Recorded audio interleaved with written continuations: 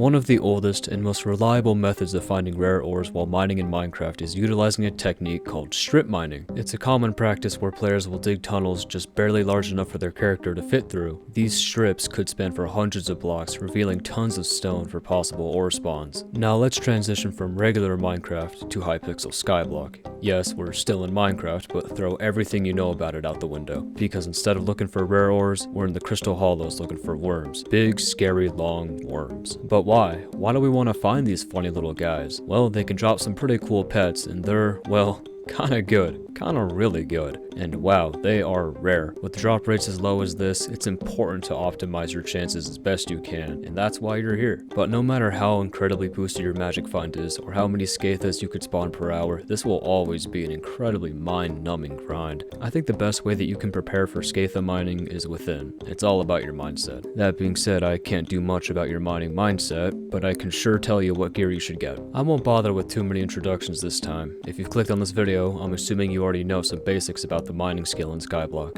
I'm assuming you're at least Heart of the Mountain tier 3, and you have a pickaxe that can break at least hardstone, I guess. Really, that's all of the base requirements for Scatha mining. But let's be honest, if we're breaking hardstone like this, we might be better off investing our time somewhere else. So let's figure out some basic realistic requirements. A total of 1,800 mining speed, so you can insta-mine hardstone and common ores, as well as either a bow pet or full Yogg armor. You obviously want to be able to instantly break hardstone, because the more you mine, the more worms and Scathas will spawn. The required speed to insta-mine hardstone is 1,500. The reason I'd suggest getting to 1,800 mining speed though is for the ability to insta-mine most commonly generated ores, which plague the Crystal Hollows. It just makes the whole process much less irritating. I promise you, you will not regret getting that extra 300 speed. Finally, I'd suggest getting full Yogg armor, or better yet a bow pet, for complete heat immunity in the magma fields, which is where you'll be doing most of your strip mining for Scathas. Why? Well, the bottom of the map is completely lined with solid bedrock, which is unbreakable. This means that the process becomes a lot less focus intensive, as you don't have to worry about breaking the ground you walk on. On top of that, if you own a legendary bow pet, you're given some extra bonuses that I'll touch on later. So, do we have 1,800 mining speed and some form of heat immunity?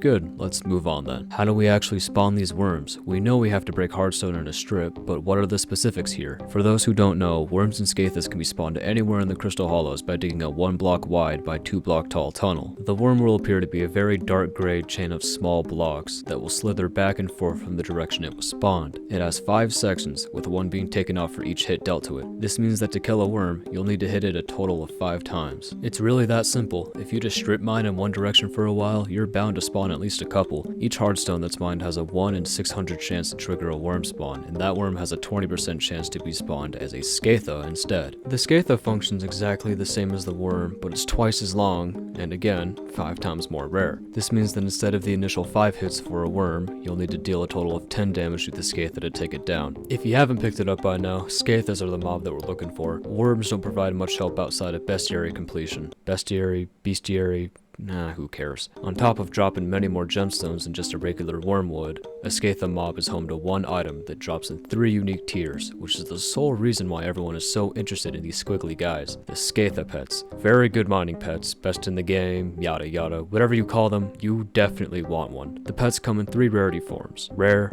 epic, and legendary, with each tier being incrementally more rare than the last.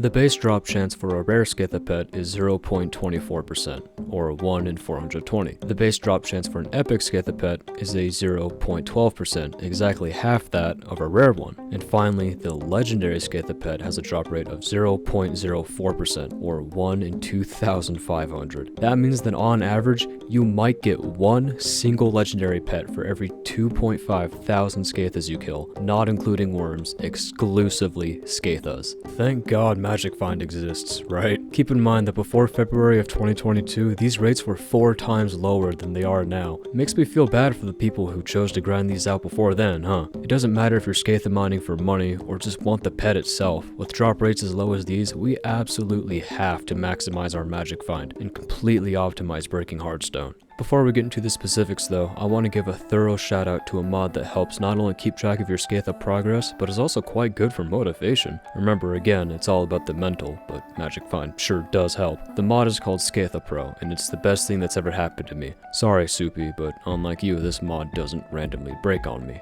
The first feature I want to highlight about this mod is this here GUI. It tracks, well, pretty much everything. Worm kills, Scatha kills, total pets dropped, total worms and Scatha killed since last pet dropped, and even the cooldown timer for spawning a worm. Yeah, there's a cooldown timer for spawning these things, which actually changes what we're going to focus on for our Scatha mining strategy. More on that later in the video. It also adds this cool view axis GUI right next and on top of your crosshair, which is large enough to be consistently readable while also being small enough to not be annoying. Honestly, I have this equipped at all times, and I find it very useful in other situations like the garden and whatnot. Scatha Pro will also alert you for certain things. For example, when you're digging too close to a wall, a big visual and audio cue will appear, signaling to you that you need to start digging a new tunnel soon. And finally, the last big addition of this mod, and my personal favorite, is the custom achievement system it adds. There are dozens of makeshift achievements to work towards while Scatha mining, which helps with motivation and breaks up the monotonous gameplay. While these achievements technically do nothing, I find them fun to work towards nonetheless. You can view them by running the command /Scatha Pro achievement.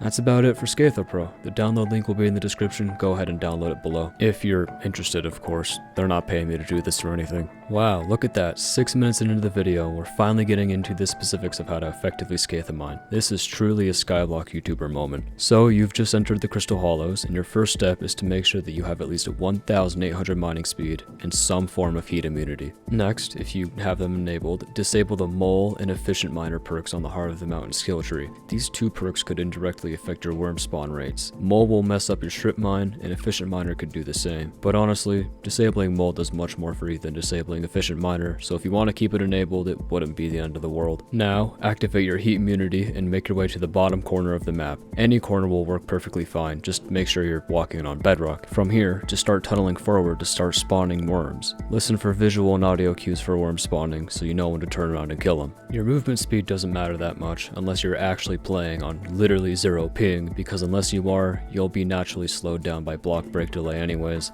Referencing what I mentioned before, there's a cooldown of 30 seconds between worm and Scatha spawns, so your goal to increase efficiency shouldn't be to break more hardstone, but you should rather focus your efforts into maximizing the amount of magic find you have while taking out the Scathas. Let me give you some quick tips on how you can increase your magic find while Scatha mining. Starting off with the weapon you'll use to kill Scathas, the best option would be a daedalus axe, though that could be expensive, so a fishing rod with the lucky reforge would work. Plus, as a bonus, killing worms and Scathas with a fishing rod can be really satisfying. The enchantments you'll want on your weapon are Chimera and Divine Gift. Yeah, both pretty expensive. Next, your armor. Sorrow armor is the best option, but Superior Dragon or even Nutcracker work as okay alternatives. The reforge you'll want on the armor set is Renowned for the slight increase to all stats, including Magic Find. All of the Magic Find boosting equipment is quite expensive, but I'll list them all here anyways. I know very well that some of you definitely have the cash to throw on this kind of stuff. The Rift Necklace, Destruction or Annihilation Cloak, or Delirium Necklace are all great options. Your pet is one of the most important parts of your Magic Find setup. While the best option is technically a golden dragon pet with a high gold collection,